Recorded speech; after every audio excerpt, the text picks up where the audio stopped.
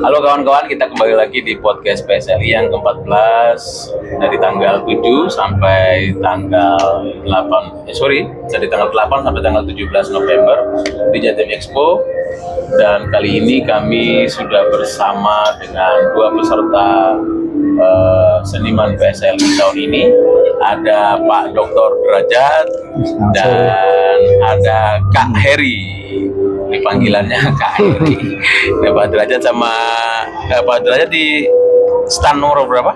Saya di stand 21 dan 22. 21 dan 22. Ya. Kalau Kak Heri?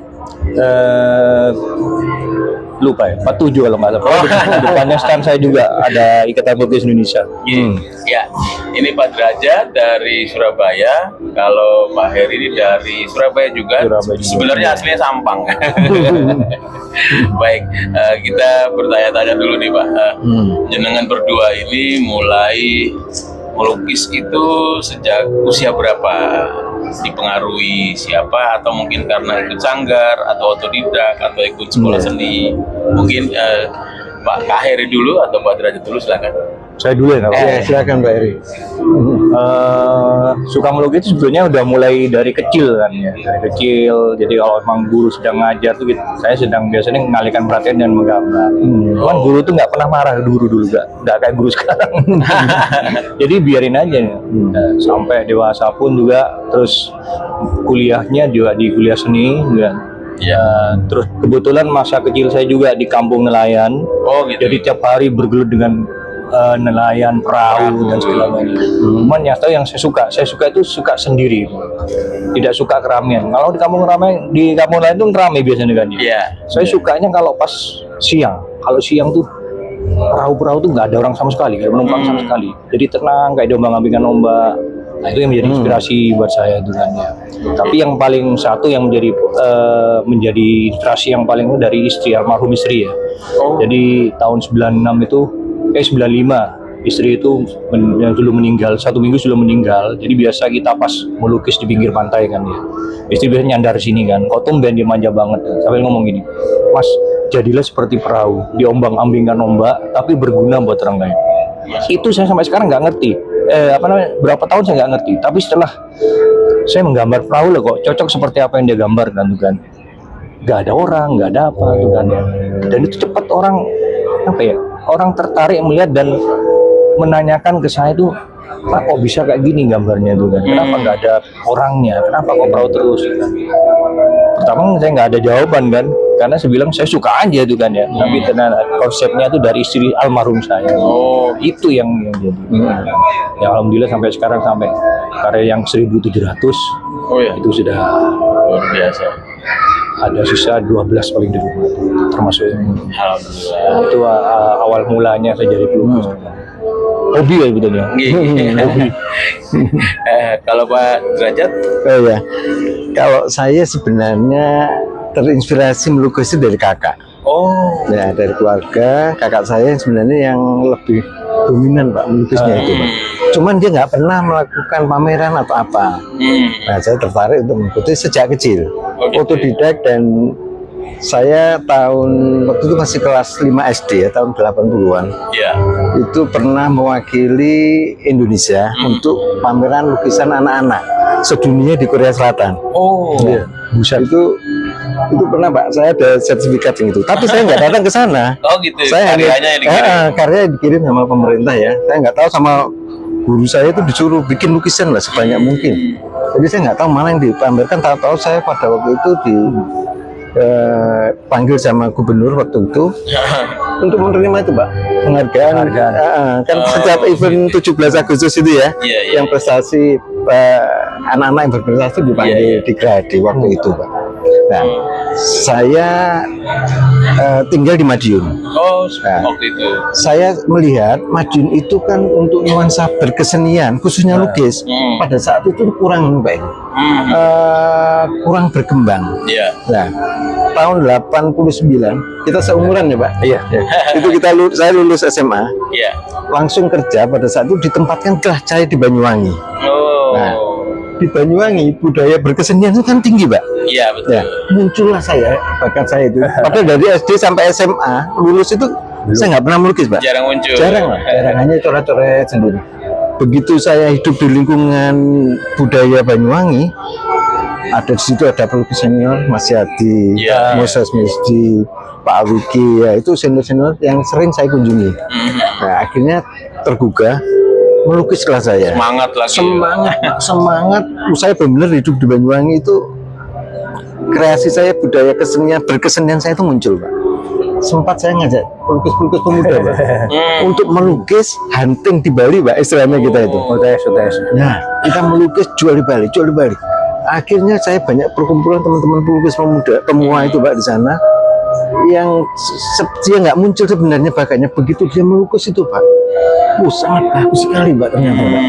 Akhirnya saya ajari jualan lukisan di galeri-galeri di Ubud, Pak.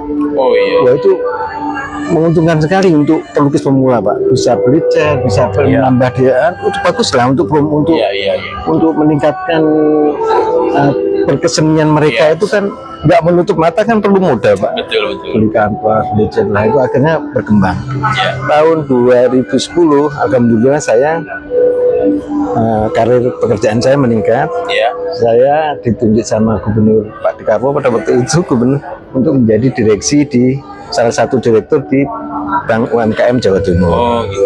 Saya direktur umum, Pak, di situ tahun 2010 sampai dengan 2018. Nah, itu, Pak, saya vakum lagi, Pak. Vakum lagi. Vakum lagi Walaupun selama, di senggang waktu di rumah. seingat saya hanya satu, Pak, selama 10 tahun ini hanya satu karya. Satu karya. Ya, Baik. saya nggak pernah ikut PSLI ini, Pak. Yang sudah ke-14 ini baru saya ikut. Oh. Padahal PSLI yang keberapa kali ya, event keberapa, saya malah menjadi sponsorship di sini. Sering saya beberapa kali sponsori. Ya, baik. 2010 Pak, saya mulai lah.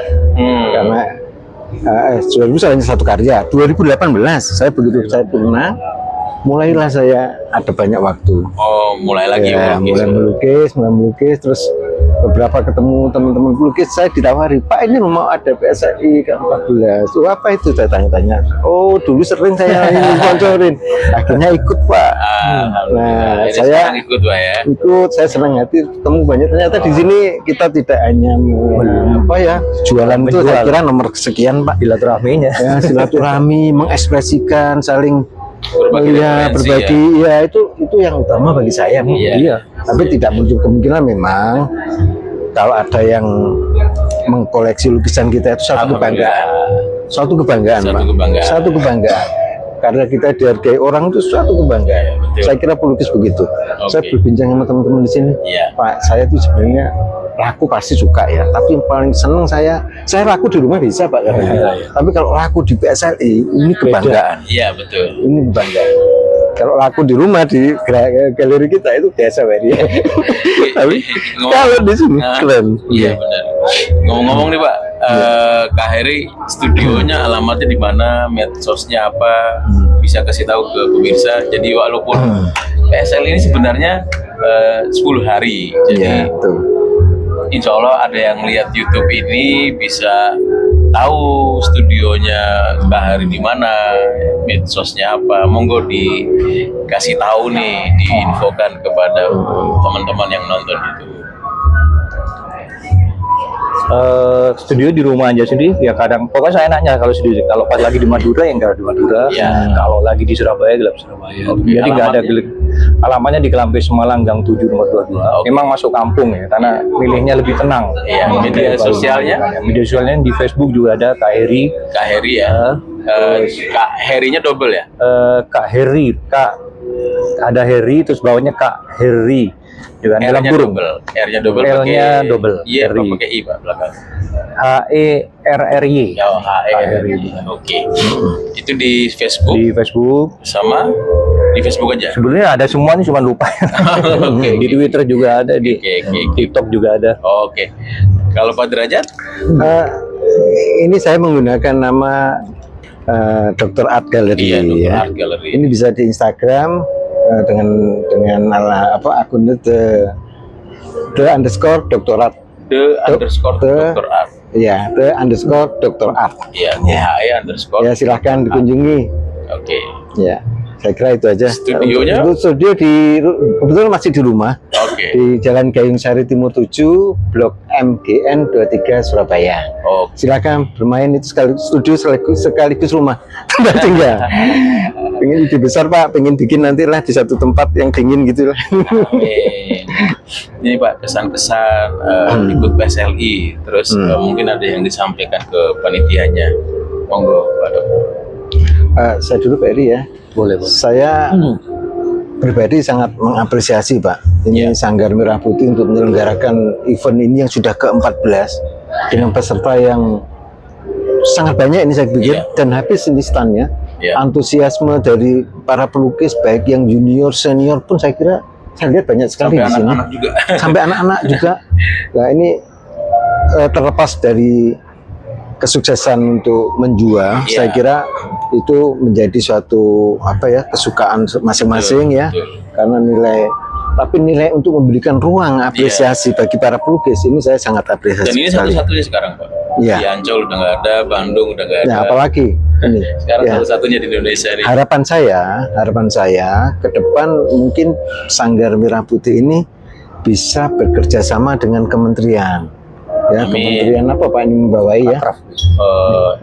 Kreatif ya, ekonomi kreatif. Terus mungkin ada Pak Raffi Ahmad ya, sekarang sudah mulai ada utusan khusus presiden yang membidangi kesenian ini. Saya kira mulailah didekatkan, dilakukan komunikasi. Amin, amin. Harapan saya itu, dan kedepannya bisa sekalian sukses penyelenggaraan dan sukses daripada keinginan para pelukis untuk mendatangkan kolektor. Saya kira itu. Terima kasih. Kalau saya kan ikut mulai dari awal ya, jadi paham kan. Jadi kelemahannya memang di manajemen pemasaran. Memang kita kayak Pak Anies itu seharusnya membawa orang yang memang betul-betul di bidangnya ya. Dia bisa satu-satu bisa lelang juga tuh kan ya. Kan itu yang kita temukan adalah mendatangkan pejabat. Itu kan butuh orang khusus yang mengerti dia, yang betul-betul. Itu yang belum sampai sekarang bukan ya. Jadi seperti sekarang ini kan saya juga memang udah pameran 5 hari di Jakarta kemarin. Saya mantau juga kok sepi sekali itu kan ya. Ya sedih sekali sih. Ya mudah-mudahan ada perbaikan ke Ya, depan. kalau ketemu sama teman gimana? Aduh, jawabannya seperti itu kan ya. Mudah-mudahan tahun depan, ya sebetulnya kita tahun kemarin mengharapkan mudah-mudahan tahun depan ternyata tambah sepi juga. Jadi Ya, memang tapi satu yang saya ambil di sini tadi Mas, satu silaturahmi itu kan. Iya. Kapan lagi kita kumpul-kumpul? Betul. Jangan lihat nilai nominalnya, tapi silaturahminya itu kan. Oke. Tapi habis dari sini kadang-kadang juga seperti tahun kemarin, saya nggak ada penjualan di sini. Setelah 2-3 hari ada yang datang Ya, ke rumah, ada betul. beberapa itu kan ya. Dan saya juga, mungkin rezekinya bukan di PSLI, tapi orang memang datang ke rumah itu kan. Taunya dari PSLI gitu kan. mudah-mudahan ada yang nonton nanti juga ke rumah juga. Ada yang 2 orang yang telepon, cuman belum cocok harganya itu. Ya, mudah-mudahan inilah Pak Derajat dan Kak Heri makin banyak yang koleksi lukisannya. Amin. Amin. Sehat selalu, makin menarik lagi karyanya. Terus ya studionya makin bagus nanti kalau amin. Amin. Terima kasih Pak udah mampir di podcast PSLI, bincang-bincang singkat dengan kami dan kawan-kawan. Demikian perbincangan kami dengan Pak Derajat dan Kak Heri di podcast PSLI yang ke-14. Karena dari sinilah kita menebarkan keindahan, keseimbangan harus terus dijaga dengan estetika. Terima kasih.